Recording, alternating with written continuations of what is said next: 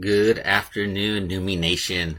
It's good to be with you this afternoon on the end of episode 10. So we're 10 days into this New Minds TV project, and we couldn't be more grateful and excited for the feedback, for the growing audience, for the engagement and interaction, for the shares. And this time, that's the best way that you can support us, aside from watching and engaging yourselves, is to spread the word. Spread the word. That's our goal in this time, is to reach as many human beings as possible as we can with our Real Inspired Learning. So you can see, if you've tuned into different shows throughout the 10 days so far, you can see how the technology has evolved. We're getting a little bit better and better. One of my challenges has been lighting inside my house. I'm not a big fluorescent light kind of guy, so most of my rooms are kind of like more ambient lighting.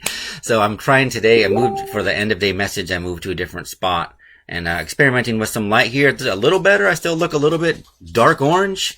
So not to be confused with the other orange figures in the public at this moment in time. So, okay, listen, it's day 10. We've had a great run. I'm so excited about how the lineup is growing and evolving. As you know, this week we added STEAM and Arabic, and that's so popular already after only 2 episodes. I can't wait to see how that grows. We've had pre-K launched today. So our main channel is so busy, in fact, that our pre-K has to run via the New Minds Austin channel. So just keep that in mind. And we know full well that we're not expecting anyone to get to their computer at 8 in the morning and turn on Facebook Live and watch us from 8 until 5:30. We know that's not realistic, and we wouldn't wish that for you either. That's why we created this beautiful, beautiful holding place for all of these things, and that's newminds.tv, where you can go anytime and see the whole inventory of all the lessons, activities, and sessions that we've put out on New Minds TV. They're sorted by show, so you can dig straight in. And then once you're in the show you want to see, you can sort by episode. So it's beautiful. Now, I don't know if STEAM and Arabic is up yet, because that's so brand new. I really, really doubt that the pre-K, pre-STEAM Explorers is up there yet, but it will be soon. I'm thinking by Monday morning, the new shows will be there. And hey, are there more streams, shows, themes that you think we're missing that you want to see? Let us know. We really want to know. Oh, yeah, so Mr. T's tuned in right now. He must have seen the pre-K show. It so brought me back to those comforting days of preschool when you had the right teacher who was just like magically comforting. Miss Ari and Miss Sophia are like that. It's like they have this magic touch. There was singing. There was puppets. There was clapping and tapping and stomping. I mean, all those comfort things that come with a good, wholesome kind of pre-K environment. So we tune into the pre-K. If you've got a little one at home, if you've got a nephew, a grandson, a granddaughter, spread the love of our pre-K session and everything else. Miss Shea says, bring back the knowledge drop. That's a good point, Miss Shea. So way before this current situation, we used to run a series called the New Minds Knowledge Drop, where we would focus a little bit more on an academic topic and go a little bit deep for parents and teachers. So very good thought, Shay. If we get some more feedback that teachers want to rely on us more, that's really what we want to be. I don't know if you've noticed, but for many of the sessions, we include some pretty in-depth handouts that are like classroom ready. Like, don't mistake this kind of engaged learning that we're doing as sort of like just light and fluffy stuff. We're educators, right? All the New Minds curriculum was designed by professional educators, not necessarily traditional, right? Like, Mr. Justin and I are traditional educators, right? We've got our master's degrees in education and curriculum design and gifted education and all these things. But we have really brought a team together with all kinds of specialties and expertise that are designing like real 21st century learning, guys. I mean, this is like ahead of the curve, not behind the curve. So I encourage you to take it seriously in that sense. And the handouts that we attach, these are classroom ready. Right now, they're homeschool ready for sure. And that's the main goal. So listen, I want to kind of wrap up a thread that I've been weaving this week. And it has to do with your element, right? We're not going to go back over the whole thing, but I have emphasized that we're in this unique time where there's an opportunity for you to really, really absorb your child. Absorb your child by observing them and paying attention to what makes them light up. What might be their element that you can nurture?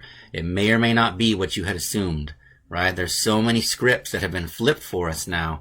What an opportunity to kind of take control of your script and help your child take control of his or her script and like really design a life that's in line with, what's really coming from their heart, Let me get sentimental on a Friday, right? Like really that's what it's about in the long run, okay? You have to we get all these scripts coming to us externally, but this concept of the element and of Ikigai is really about like the script that comes here from the heart and how can you design a life that's aligned with it, okay?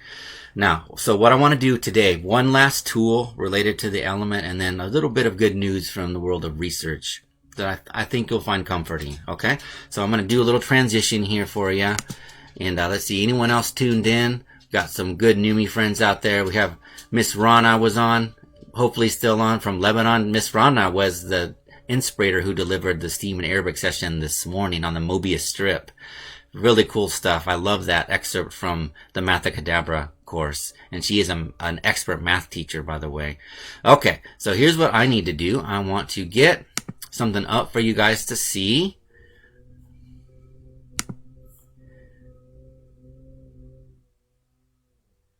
As we're learning these new technologies this week, it's such a great opportunity for us to kind of like, have a growth mindset ourselves and be learners again. It's been a great experience. Okay, so here we go.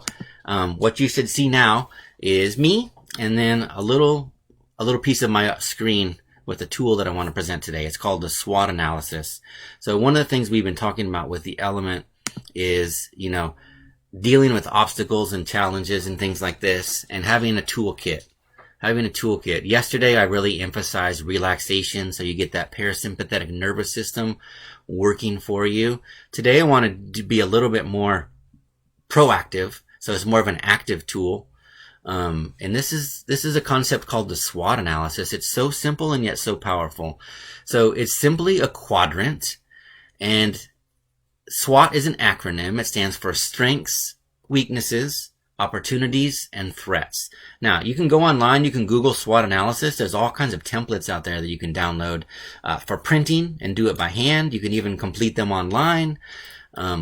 We've created our own at New Minds before. In fact, I think about 2 or 3 months ago at one of our leadership meetings, I led a SWOT analysis to assess our situation and move through it. So they're used in the business world quite a bit, but they're a good personal tool as well.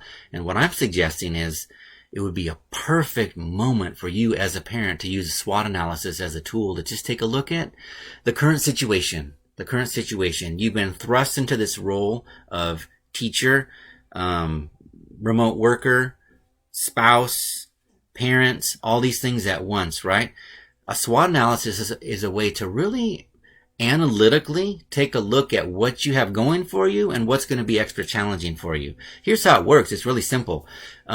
So you kind of line them up like this, S and W across the top, O and T across the bottom. Like you can literally just draw your own grid and do it this way. So what I suggest, here's what I'm suggesting. I think taking the current situation as your focus. Okay, so I have to homeschool my child right now. Okay? What are the strengths that I bring to the table? And then you just start listing those in the strengths column. Okay? So maybe, I'm an ace at math. I'm really going to be able to help my child in math. I'm really patient. I'm a super organized person. Whatever those strengths might be. And then your weaknesses. Same thing. That's the other side of the coin, right? What weaknesses are kind of you bringing to this situation of suddenly being a homeschool parent? Like, okay, man, I never, maybe it's the opposite. Maybe like I never enjoyed math. I never paid attention in math. I don't consider myself a math person. Okay, just be honest about it.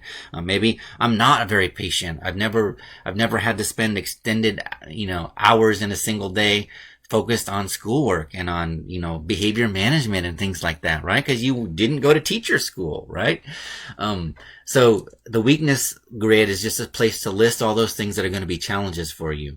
Now, finally, I like the bottom, opportunities and threats. Okay, so what are the opportunities that this is presenting? Well, I'm not going to give you all of them. I'm just trying to kickstart you with some examples.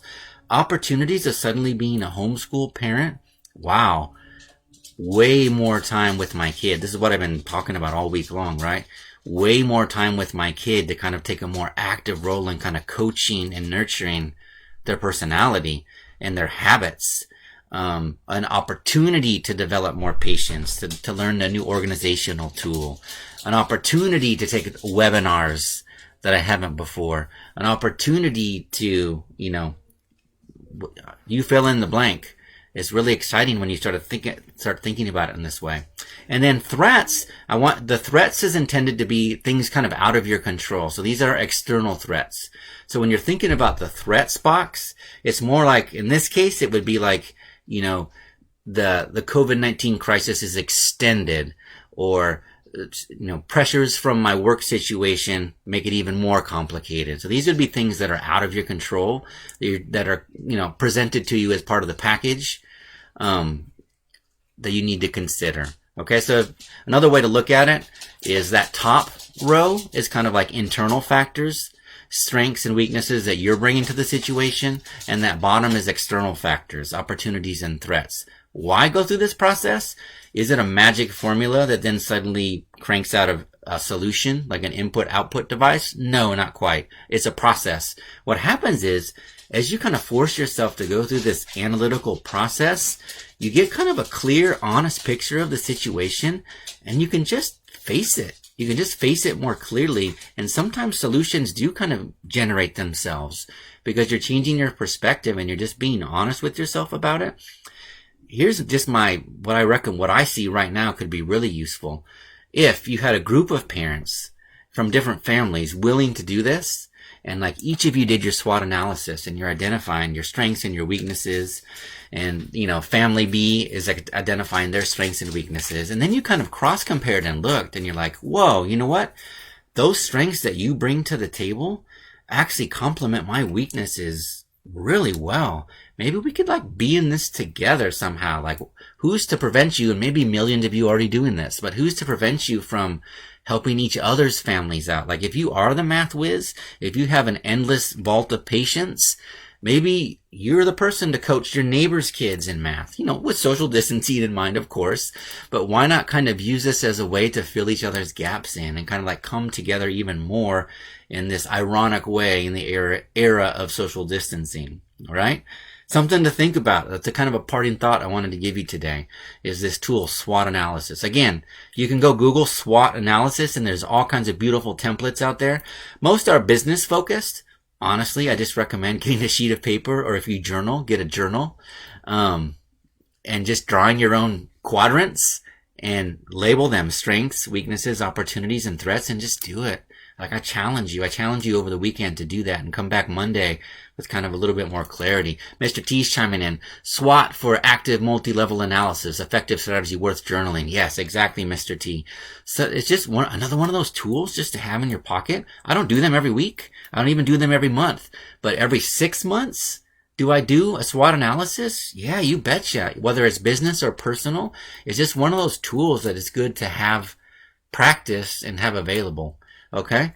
Yeah, and Mr. T's reinforcing my thought there about just using this as a chance to bond and bind with others, this ironic situation.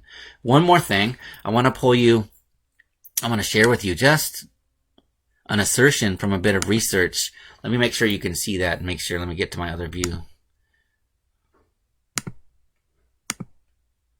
Okay, yeah, you can see most of that. I'm going to push it up just a little bit. Oops. Okay. All right. So this is research from the book, The How of Happiness by Sonia Lyubomirsky. Forgive that pronunciation. But according to her research, these are the factors that go into your happiness, right? She says about 50% of it is just genetics, kind of just the hand you were dealt, right? How much, you can read the pie graph there, right? But what percent of your happiness, according to her, do you think has to do with your external circumstances? 10%. This is her research, right? Years of research says 10% of your happiness is external circumstances. So what's this other big chunk? your internal state of mind. So even in the midst of this unprecedented situation for most of us, right, in modern times, this whole crisis, this being kind of homebound, these new roles being thrust upon us, all of that, those are circumstances. Those are 10%. They're changing. They're like the weather, right? What's really going to drive how we react to this is our internal state of mind. So that is kind of what I want to leave you with on the end of episode 10 here, is not to beat yourself up. Like, if you are having trouble, if you're feeling overwhelmed and stressed, it's one of those welcome to the club situations. We're all there right now. It's insane. But what's empowering about this is the fact that it's in our control. It might take different methods and tools. It might take time, but it's in our control to kind of swing it back around and kind of use this as a chance to get back into our element, or towards our element. Okay? So that was week 2 of New Minds TV. Check out newminds.tv for all the action. Like I said, by Monday, I think all our new episodes will be in there in their categories. It's a database for you to access. We haven't formally announced this to you guys yet, but we are currently now looking for sponsors and partners to keep funding this so that it can live on forever and be a free resource for you. And we can, benefit every corner of the globe with the support of some partners who can support it financially. So if that's you listening, or someone who might be 100% behind this cause and they might have the resources or the connections, pass it along or reach out to us and we'll get you the information they might want to see. But with that, I'd like to bid you a happy Friday, and keep that real inspired learning and curiosity alive. And remember, parents, just as important for you, pursue your passion until it becomes your talent. And we will see you live on Monday, and anytime you feel like it, over at newminds.tv.